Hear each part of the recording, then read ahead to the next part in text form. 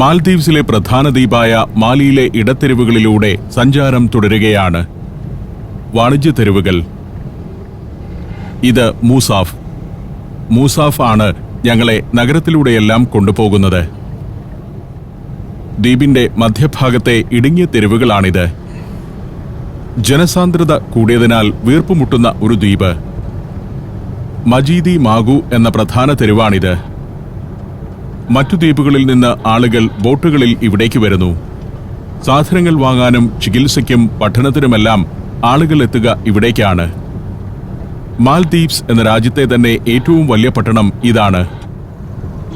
പ്രധാന മാർക്കറ്റുകളും വിദ്യാലയങ്ങളും ഗവൺമെന്റ് ഓഫീസുകളും ആതുരാലയങ്ങളുമെല്ലാം ഉള്ളത് ഈ ദ്വീപിലാണ്.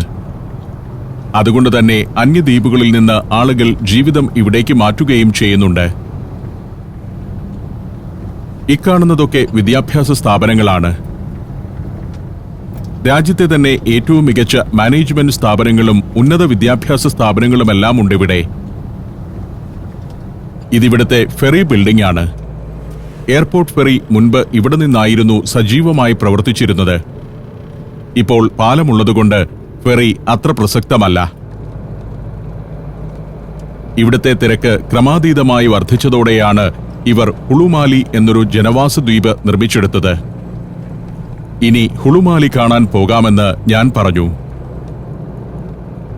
അവിടേക്ക് പോകുമ്പോൾ ദ്വീപിന്റെ കിഴക്കുഭാഗത്ത് ഹൈവേ വന്നു ചേരുന്നിടത്ത് ഒരു പുതിയ കെട്ടിടം പൂർത്തിയായി വരുന്നത് കാണാം. കിങ് സൽമാൻ മോസ്ക് ആണത്.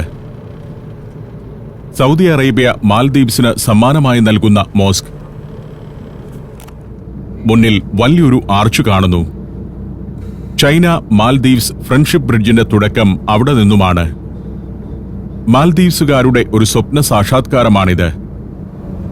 ഈ പാലമില്ലായിരുന്നെങ്കിൽ മാലി സിറ്റിയിൽ നിന്നും ഹുളുമാലിയിലേക്കും എയർപോർട്ടുള്ള ഹുൽഹുൾ ദ്വീപിലേക്കും ബോട്ട് മാർഗം വേണമായിരുന്നു പോകാൻ. ആധുനിക സാങ്കേതിക വിദ്യയോടെ ചൈന നിർമ്മിച്ചു നൽകിയ പാലം. പാലത്തിൽ കയറി തിരിഞ്ഞു നോക്കുമ്പോൾ മാലി സിറ്റിയിലെ കെട്ടിടനിര കാണാം. ഇപ്പോഴും നിർമ്മാണങ്ങൾ തുടരുന്നുണ്ട് അവിടെ. ഒരു കാലത്ത് മാലി സിറ്റിയുടെ പിൻഭാഗമായിരുന്നു ഇത്. പാലം വന്നതോടെയാണ് അവിടം മുൻഭാഗമായി മാറിയത്. 4 വരി പാലമാണ്. ഇതിന്റെ നിർമ്മാണ ചെലവിന്റെ പാതിയും ചൈന മാൽദീവ്സിന് ഗ്രാൻഡായി നൽകുകയായിരുന്നു. ചെറിയൊരു രാജ്യമാണ് മാൽദീവ്സ്. 4.5 ലക്ഷത്തോളം മാത്രം ജനസംഖ്യയുള്ള രാജ്യം. അവർക്ക് പോലും ഒരു പാലം പണിയുമ്പോൾ അത് 4 വരി ആവണമെന്ന ദീർഘവീക്ഷണമുണ്ട്. വിമാനത്താവളമുള്ള ഹുൽഹുൾ ദ്വീപിനെയാണ് പാലം ആദ്യം മാലിയുമായി കണക്ട് ചെയ്യുന്നത്. പിന്നെ ഹുൽഹുളിന്റെ ഒരു വശത്തുകൂടി ചെന്ന് ഹുളുമാലി എന്ന പുതിയ ജനവാസ ദ്വീപിലേക്കെത്തുന്നു. അങ്ങനെ പാലം ഇവിടുത്തെ 3 പ്രധാന ദ്വീപുകളെ കൂട്ടിയിണക്കുകയാണ്. ഭാവിയിൽ അടുത്തുള്ള വില്ലിംഗ്ലി ദ്വീപിലേക്കും ഒരു പാലം വരും. ഇതാണ് ഹുൽഹുൾ ദ്വീപ്. അതിന്റെ കിഴക്കേ അതിരിലൂടെ ഹൈവേ നീണ്ടുപോകുന്നു. ഒരു വശത്ത് കടൽ. മാൽദീവ്സ് എന്ന രാജ്യത്തെ തന്നെ ഏറ്റവും നീളമുള്ള ഹൈവേ ഇതാണ്. ഹുൽഹുൾ ദ്വീപിന്റെ പിന്നിലൂടെ കിടക്കുന്ന 4 വരി പാത. ഏറ്റവും സ്പീഡിൽ ഏറ്റവും ദൂരം കാറോടിക്കാൻ മാൽദീവ്സിൽ തന്നെ നല്ലൊരു ഹൈവേ ഇതേയുള്ളൂ. സ്ഥിരമായി ജനവാസമില്ലാത്ത ദ്വീപാണ് ഹുൽഹുൾ. എയർപോർട്ടിനു വേണ്ടി മാത്രമുള്ള ദ്വീപ്. ഇക്കാണുന്ന ജലാശയം സീപ്ലെയിനുകൾ വന്നിറങ്ങുന്ന ഇടമാണ്. വൈവിധ്യങ്ങളൊന്നുമില്ലെന്നതാണ് മാൽദീവ്സിന്റെ പ്രത്യേകത. ഭൂപ്രകൃതി പോലും എല്ലായിടത്തും ഒരുപോലെയാണ്. ആധുനിക ഹൈവേ. ഹുളുമാലി ദ്വീപിലേക്കെത്തുമ്പോൾ ഇടതുഭാഗത്ത് ഇക്കാണുന്നത് ഇവിടുത്തെ പവർ സ്റ്റേഷനാണ്. അത് കടന്ന് പുതിയ നഗരഭാഗങ്ങളിലേക്കെത്തുന്നു. ആദ്യം ചെല്ലുന്നത് ഇൻഡസ്ട്രിയൽ ഏരിയയിലേക്കാണ്. മത്സ്യസംസ്കരണത്തിന്റെ പല കേന്ദ്രങ്ങൾ ഇവിടെയുണ്ട്. മറ്റു ചില വ്യവസായങ്ങളും. ഇതിവിടുത്തെ ഒരു ആധുനിക ആശുപത്രിയാണ്. ഇന്ദിരാഗാന്ധി മെമ്മോറിയൽ ആശുപത്രിയായിരുന്നു ഇതുവരെ രാജ്യത്ത് ഏറ്റവും പ്രമുഖമായി ഉണ്ടായിരുന്നത്. ഇപ്പോഴാകട്ടെ മോസ്റ്റ് മോഡേൺ ഹോസ്പിറ്റൽ ഉണ്ടായിരിക്കുന്നു. 103 എന്നും മറ്റും നമ്പറിട്ടിരിക്കുന്നത് ഇവിടുത്തെ സിവിലിയൻ അപ്പാർട്ട്മെന്റുകളാണ്. ഗവൺമെന്റ് പൗരന്മാർക്ക് നിർമ്മിച്ചു നൽകുന്ന അപ്പാർട്ട്മെന്റുകൾ. തുടക്കകാലത്ത് ചെറിയൊരു തുക നൽകിയാൽ അത് ആളുകൾക്ക് ലഭിക്കുമായിരുന്നു. പുളുമാലിയുടെ വലിയൊരു ഭാഗം മുഴുവൻ വ്യാപിച്ചു നിൽക്കുകയാണ് ഇത്തരം അപ്പാർട്ട്മെന്റ് സമുച്ചയങ്ങൾ. ഓരോ റെസിഡൻഷ്യൽ യൂണിറ്റുകളാണത്. പച്ചനിറത്തിൽ ഇക്കാണുന്ന കെട്ടിടം ഇവിടുത്തെ സ്കൂളാണ്, റഹൻഡി സ്കൂൾ.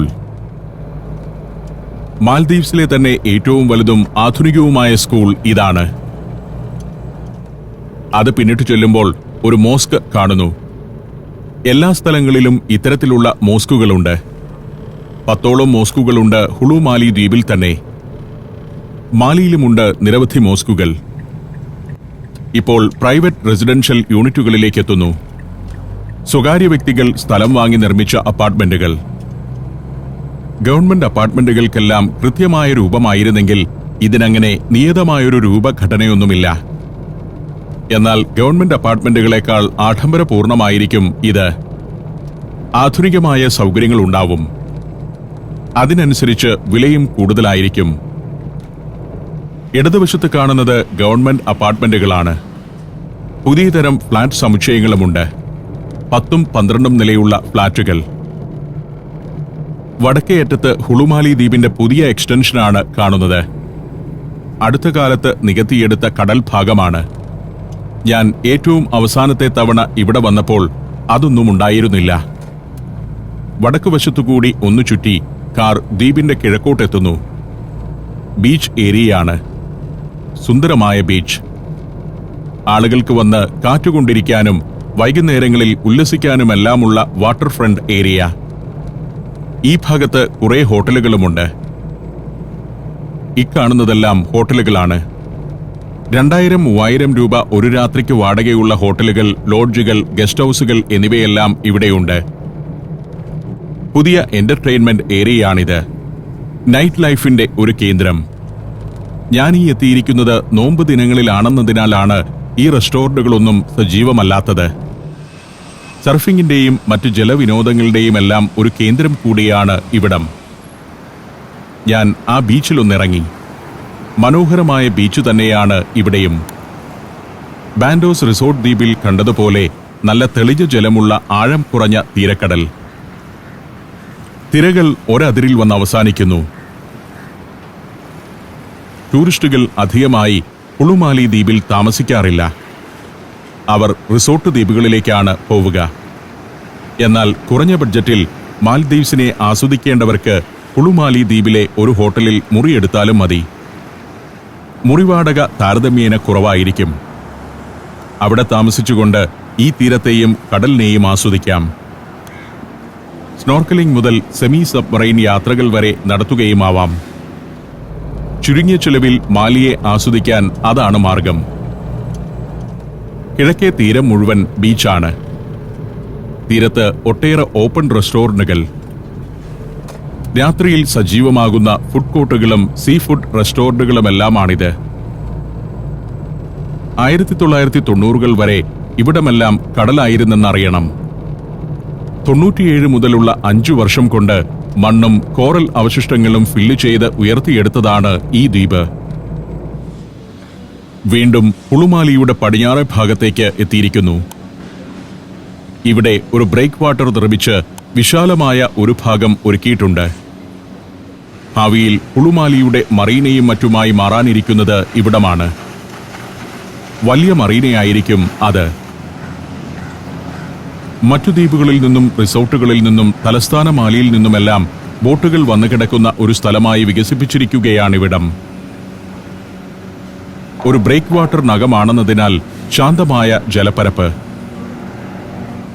പുളുമാലിയെ ഉയർത്തിയെടുക്കാൻ മണ്ണ് ഡ്രഡ്ജ് ചെയ്തെടുത്ത ഒരു ഭാഗമാണിത്.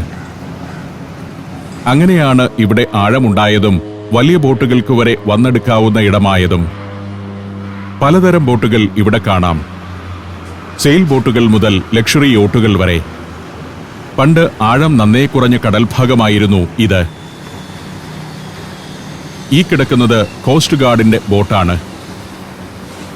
ഞങ്ങൾ യാത്ര തുടർന്നു. ഇതെല്ലാം കടലിൽ നിന്ന് മാന്തിയെടുത്ത കോറലുകൾ നിക്ഷേപിച്ച് ഉയർത്തിയെടുത്ത ഭാഗങ്ങൾ തന്നെ. ഇവിടെയൊക്കെ കെട്ടിടങ്ങൾ വരാനിരിക്കുകയാണിനി. ഗവൺമെന്റ് നിർമ്മിച്ചു നൽകിയ 4 നിലകളുള്ള അപ്പാർട്ട്മെന്റുകളുടെ നിരകളാണ് അക്കാണുന്നത്. 1 മുതൽ 4 വരെ ബെഡ്റൂമുകളുള്ള അപ്പാർട്ട്മെന്റുകളുണ്ട് അതിൽ. 2020 ആകുമ്പോൾ 9,000 ഹൗസിംഗ് യൂണിറ്റുകൾ ഉളുമാലിയിൽ ഉണ്ടാവുമെന്നാണ് കണക്ക്. 4 ചതുരശ്ര കിലോമീറ്റർ വിസ്തൃതിയുള്ള ദ്വീപാണ് ഉളുമാലി. അതിൽ ഇപ്പോൾ തന്നെ 30,000 ആളുകൾ വസിക്കുന്നുണ്ട്. ആസൂത്രിതമായി ഒരുക്കിയിരിക്കുന്നതിനാൽ 1,00,000 ആളുകളെ വരെ ഉൾക്കൊള്ളാനുള്ള ഹൗസിംഗ് യൂണിറ്റുകൾ ഇവിടെ സജ്ജമാക്കാനാവും എന്നാണ് വിദഗ്ധർ പറയുന്നത്. സിംഗപ്പൂർ ആസ്ഥാനമായുള്ള കൺസൾട്ടന്റുമാരുടെ കൺസോർഷ്യമാണ് ഉളുമാലിയിൽ ജനവാസമൊരുക്കുന്നതിനും അപ്പാർട്ട്മെന്റുകൾ നിർമ്മിക്കുന്നതിനും മാൽദീവ്സ് ഗവൺമെന്റിന് മാർഗനിർദ്ദേശം നൽകുന്നത്. മാൽദീവ്സ് എന്ന രാജ്യത്തെ തന്നെ ആസൂത്രിതമായ ഏക പട്ടണമാണ് ഉളുമാലി. തലസ്ഥാന മാലിയിൽ ജനസാന്ദ്രത ക്രമാതീതമായി വർദ്ധിക്കുകയും ഒരു തരത്തിലുള്ള വികസനത്തിനും തുടർസാധ്യതയില്ലാതെ വരികയും ചെയ്തപ്പോഴാണ് തൊട്ടടുത്തു തന്നെ ഒരു കൃത്രിമ ദ്വീപ് ഉണ്ടാക്കാനുള്ള ആശയമുദിക്കുന്നത്. ആ ദ്വീപിനെ ഒരു റെസിഡൻഷ്യൽ ഇൻഡസ്ട്രിയൽ ഏരിയയായി കൃത്യമായി ആസൂത്രണം ചെയ്യണമെന്നായിരുന്നു തുടക്കത്തിൽ തന്നെയുള്ള തീരുമാനം. ഏതാനും വർഷം കൊണ്ട് മാൽദീവ്സിലെ ഏറ്റവും വലിയ 4ാമത്തെ ദ്വീപായി അവർ ഉളുമാലിയെ സൃഷ്ടിച്ചെടുത്തു. അങ്ങനെ പോകവെ ഇവിടെ ചില പോസ്റ്ററുകൾ ഒട്ടിച്ചിരിക്കുന്നത് ശ്രദ്ധയിൽപ്പെട്ടു. മാൽദീവ്സ് പാർലമെന്റ് ഇലക്ഷന്റെ പോസ്റ്ററാണ്. സൂട്ടണിഞ്ഞ് സുന്ദരന്മാരായ സ്ഥാനാർത്ഥികൾ. ഡബിൾ ഡെക്കർ ബസ്സുകളാണ് മുന്നിൽ കടന്നുപോകുന്നത്. പുതിയ കാലത്ത് ഇവിടെ ആരംഭിച്ച സിറ്റി സർവീസുകളാണ്. ഇത് ഒരു ബസ് ടെർമിനലുമാണ്. അവിടെ ഒരേ നിറമുള്ള ഡബിൾ ഡെക്കർ ബസ്സുകൾ നിർത്തിയിട്ടിരിക്കുന്നു. ഇറക്കുമതി ചെയ്ത മോഡേൺ ബസ്സുകളാണ്. സഞ്ചാരത്തോടൊപ്പം അമേരിക്കയിലൂടെ ഒരു ദീർഘയാത്ര നടത്താൻ ഇതാ നിങ്ങൾക്കും അവസരം. സഞ്ചാരം ഒരുക്കുന്ന 14 ദിവസം നീണ്ടു നിൽക്കുന്ന ഒരു അവിസ്മരണീയ യാത്ര. Wonders of USA. സാൻ ഫ്രാൻസിസ്കോയിൽ നിന്ന് തുടങ്ങി Los Angeles, Las Vegas, Niagara Falls, Washington DC എന്നിവിടങ്ങളെല്ലാം പിന്നിട്ട് ന്യൂയോർക്കിൽ സമാപിക്കുന്ന ദീർഘമായൊരു അമേരിക്കൻ സഞ്ചാരം.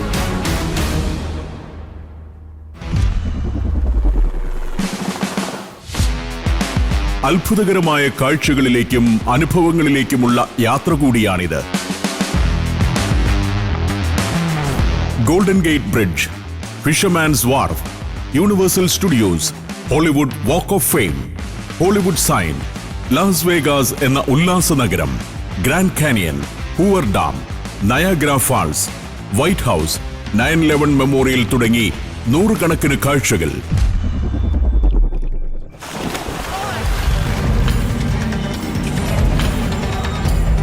നിങ്ങളുടെ ജീവിതത്തിൽ ഒരിക്കലും മറക്കാനാവാത്തതായിരിക്കും ഈ അമേരിക്കൻ സഞ്ചാരം.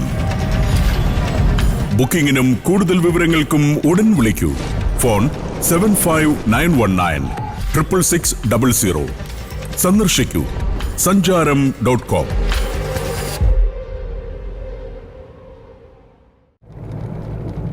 ഉളുമാലിയിൽ നിന്നും തിരിച്ച് എയർപോർട്ടിലേക്ക് പോകുന്നതിനായി കാർ ഒരു കോസ്വേയിലേക്ക് കയറി. ഉളുമാലിയെയും ഹുൾഹുൾ ദ്വീപിനെയും കണക്ട് ചെയ്യുന്ന പാത. സിറ്റി ബസ്സുകൾ ഇടയ്ക്കിടെ കടന്നു പോകുന്നുണ്ട്. നല്ല സുന്ദരൻ ബസ്സുകൾ. കടൽത്തിര ശക്തിയോടെ വന്നടിക്കുന്ന ഇടമാണ് ഈ കിഴക്കൻ ഭാഗം. പരമാവധി 10 കിലോമീറ്റർ കൊണ്ട് തീരുന്നതാണ് രാജ്യത്തിന്റെ പ്രധാന ഭാഗം. ഇവിടെ ജീവിക്കുന്ന ഒരാൾ ജീവിതകാലം മുഴുവൻ കാണുന്ന കാഴ്ച ഇത്രയും മാത്രമാണെന്നോർക്കണം. അതിന്റെ ഒരു വലിയ സംഘർഷം ഈ ജനങ്ങൾ അനുഭവിക്കുന്നുമുണ്ട്. രാജ്യത്തിന്റെ വിശാലതയിലേക്ക് യാത്ര ചെയ്യാനൊന്നുമാവില്ല. എയർപോർട്ടിനു സമീപം ഞങ്ങൾ കാറിൽ നിന്നിറങ്ങി. കൂലി നൽകി മൂസാഫിനെ തിരിച്ചയച്ചു. എയർപോർട്ടിന് മുന്നിലെ ബോട്ട് ജെട്ടികളാണിത്. റിസോർട്ടുകളിൽ നിന്നും മറ്റു ദ്വീപുകളിൽ നിന്നുമൊക്കെ ആളുകൾ വന്നിറങ്ങുന്ന വലിയ ബോട്ട് ജെട്ടി. ഏറ്റവും ആധുനികമായ ബോട്ടുകൾ ഇവിടെ കാണാം. ഇക്കാണുന്നതൊക്കെ റിസോർട്ടുകാരുടെ ബോട്ടുകളാണ്. പല പല റിസോർട്ടുകളിൽ നിന്നും ഗസ്റ്റുകളെ കൊണ്ടുവന്ന് ഇറക്കുന്നതും എയർപോർട്ടിൽ നിന്നും അവരെ റിസോർട്ടിലേക്ക് കൊണ്ടുപോകുന്നതുമായ ബോട്ടുകൾ. ഓരത്ത് മോഡേൺ ബിൽഡിംഗുകൾ. എയർപോർട്ട് ഫെറി ടെർമിനലാണ് അക്കാണുന്ന കെട്ടിടം. വീണ്ടും വീണ്ടും ബോട്ടുകൾ എയർപോർട്ടിലേക്ക് ആളുകളുമായി വരുന്നത് കാണാം. എല്ലാം റിസോർട്ടുകാരുടേത് തന്നെ. ഈ ഇളം നീല ജലമാണ് മാൽദീവ്സിനെ ലോക ടൂറിസം ഭൂപടത്തിൽ ശ്രദ്ധേയമാക്കുന്ന ഏറ്റവും പ്രധാന ഘടകം. എയർപോർട്ടിൽ വന്നിറങ്ങി പുറത്തിറങ്ങുമ്പോൾ കാണുന്നത് തന്നെ ഈ ഉന്മേഷദായകമായ നിറമാണ്. ഈ വരുന്ന തരം ബോട്ടുകളാണ് പണ്ട് എയർപോർട്ടിനെയും തലസ്ഥാന മാലിയെയും ബന്ധിപ്പിച്ച് സ്ഥിരം സർവീസ് നടത്തിയിരുന്നത്. അതിനു മുന്നിൽ വലിയൊരു ചുണ്ടുണ്ടായിരുന്നു പണ്ട്. പുരാതന കാലം മുതൽ ഇവിടെയുണ്ടായിരുന്ന തോണി എന്നറിയപ്പെടുന്ന ബോട്ടിന്റെ ഒരു വികസിത രൂപമാണിത്. വലിയ ചുണ്ടോടുകൂടിയ അത്തരം തോണികൾ പണ്ടിവിടെ വന്നപ്പോൾ ഞാൻ കണ്ടിരുന്നു. പക്ഷേ ഇപ്പോൾ തുമ്പിക്കൈ പോലെ മുകളിലേക്ക് വളഞ്ഞു നിന്ന ആ ചുണ്ട് അപ്രത്യക്ഷമായിരിക്കുന്നു. അതുകൂടിയുണ്ടെങ്കിലേ ഇതൊരു പരമ്പരാഗത തോണിയുടെ രൂപം കൈവരിക്കുകയുള്ളൂ. ബോട്ട് വന്ന് മുൻഭാഗം ഇങ്ങനെ കരയോടടുപ്പിച്ചു നിർത്തും. ആളുകൾ മാലിയിൽ നിന്നും എയർപോർട്ട് ജെട്ടിയിലേക്ക് വന്നിറങ്ങിക്കൊണ്ടിരിക്കുന്നു. മുമ്പ് പലതവണ മാലിയിൽ വന്നപ്പോഴും ഇത്തരം ഫെറികളിലാണ് ഞാനും യാത്ര ചെയ്തിരുന്നത്. ഇപ്പോഴും ധാരാളം ആളുകൾ ഫെറിയെ ഉപയോഗപ്പെടുത്തുന്നു. ചെലവ് ചുരുങ്ങിയ യാത്രയാണ് ഇതിലേതെന്നതാവാം അതിനൊരു കാരണം. ഞങ്ങൾ മാൽദീവ്സിന്റെ മനോഹരമായ ആ തീരക്കടലിനോട് യാത്ര പറഞ്ഞ് എയർപോർട്ടിലേക്ക് കയറി. ചെക്ക് ഇൻ ചെയ്യണം. രസകരമായൊരു ഓപ്പൺ എയർപോർട്ടാണിത്. ധാരാളം ഷോപ്പുകളും റെസ്റ്റോറന്റുകളുമൊക്കെയുള്ള ബിൽഡിംഗ്. അടച്ചുപൂട്ടിയ ഒരു എയർപോർട്ടല്ല ഇതെന്ന് ചുരുക്കം. ഞങ്ങൾ ബോർഡിംഗ് പാസ് വാങ്ങി നടത്തം തുടർന്നു. വൈകിട്ട് 5:30-ക്കാണ് കൊച്ചിയിലേക്കുള്ള ഇൻഡിഗോ വിമാനം. വലിയൊരു ഡ്യൂട്ടി ഫ്രീ ഷോപ്പിംഗ് ഏരിയ ഉണ്ടിവിടെ. കടകളിൽ മാലിയുടെ കൗതുക വസ്തുക്കളാണ് കൂടുതലും. കൂടാതെ മറ്റ് ഇന്റർനാഷണൽ എയർപോർട്ടുകളിൽ ലഭിക്കുന്നതെല്ലാമുണ്ട്. മദ്യം, ആഭരണങ്ങൾ, പെർഫ്യൂമുകൾ, വാച്ചുകൾ എന്നിവയെല്ലാം. ഇവിടെ നിന്ന് മദ്യം വാങ്ങി മാൽദീവ്സിലേക്ക് ഇറക്കാൻ പറ്റില്ലെന്നേയുള്ളൂ. വാങ്ങി സ്വന്തം നാട്ടിലേക്ക് കൊണ്ടുപോകാം. കുറച്ചുനേരം ചുറ്റി നടന്ന ശേഷം ഞങ്ങൾ സെക്യൂരിറ്റി ഹോൾഡിൽ കാത്തിരിക്കുമ്പോൾ ഇൻഡിഗോയുടെ വിമാനമെത്തി. യാത്ര അവസാനിക്കുന്നതിന്റെ ദുഃഖം കുട്ടികൾക്ക്. വിമാനം കൃത്യസമയം പാലിക്കുമെന്ന അറിയിപ്പ്. ഗൾഫിലെ മിക്ക ഇന്റർനാഷണൽ എയർലൈനുകളും മാൽദീവ്സിലേക്ക് സർവീസ് നടത്തുന്നുണ്ട്. ഖത്തറിന്റെയും മറ്റും വലിയ വിമാനങ്ങൾ തന്നെയാണ് ഇപ്പോൾ ഇവിടേക്ക് വരുന്നത്. റഷ്യയുടെ Aeroflot, Air France, Air Asia, Air Italy, Australian Airlines, British Airways എന്നിങ്ങനെ ലോകത്തെ പ്രമുഖമായ വിമാന കമ്പനികളെല്ലാം മാൽദീവ്സിലേക്ക് സർവീസ് നടത്തിവരുന്നു. ഇന്ത്യയിൽ നിന്നും air India, IndiGo, go air, spice jet തുടങ്ങിയ കമ്പനികളും. കൊച്ചിയിൽ നിന്നും സ്പൈസ് ജെറ്റിന്റെയും ഇൻഡിഗോയുടെയും വിമാനങ്ങളാണ് ഇവിടേക്കുള്ളത്. എല്ലാ ദിവസവുമുണ്ട് അവരുടെ സർവീസുകൾ. എയർ ഇന്ത്യ ആകട്ടെ തിരുവനന്തപുരം കണക്ട് ചെയ്ത് ഇന്ത്യയുടെ മറ്റു നഗരങ്ങളിലേക്കുള്ള സർവീസുകളും നടത്തുന്നു. ധാരാളം മലയാളികൾ മാലിയിൽ ജോലി ചെയ്യുന്നുണ്ട്. നേരത്തെ അധ്യാപകരാണ് വളരെ കൂടുതലുണ്ടായിരുന്നത്. ഇപ്പോൾ മലയാളികളായ അധ്യാപകരുടെ എണ്ണം കുറഞ്ഞിട്ടുണ്ട്. ഞങ്ങൾ കയറിയ വിമാനം അധികം താമസിയാതെ റൺവേയിലൂടെ ഓടിത്തുടങ്ങി. ഈ റൺവേയും വിമാനത്താവളത്തിന്റെ പ്രധാന ഭാഗങ്ങളുമെല്ലാം കടലിൽ നിന്ന് ഉയർത്തിയെടുത്ത സ്ഥലത്ത് നിർമ്മിച്ചതാണ്. ഇപ്പോഴും ഇവിടെ വികസന പ്രവർത്തനങ്ങൾ നടന്നുകൊണ്ടിരിക്കുന്നു. രണ്ടാമതൊരു റൺവേയുടെ നിർമ്മാണം പൂർത്തിയായി വരുന്നുമുണ്ട്. ഈ രാജ്യത്ത് ആകപ്പാടെയുള്ള വലിയ വിമാനത്താവളമാണ് ഇത്. താഴെ കാണുന്നതാണ് പൂർത്തിയായിക്കൊണ്ടിരിക്കുന്ന പുതിയ റൺവേ. വിമാനം മാലിയുടെ മണ്ണിൽ നിന്നും പറന്നുയർന്നു. സീപ്ലെയിനുകൾ ലാൻഡ് ചെയ്യുന്ന കടൽ ഭാഗമാണ് ഇക്കാണുന്നത്. അത് കഴിയുന്നതോടെ ഇക്കാണുന്നതാണ് മനുഷ്യർ നിർമ്മിച്ച കുളു മാലി ദ്വീപ്. അതിന്റെ ഇൻഡസ്ട്രിയൽ ഏരിയയാണ് ആദ്യം കാണുന്ന ഭാഗം. അതിനപ്പുറം കാണുന്നത് റെസിഡൻഷ്യൽ ഏരിയയും.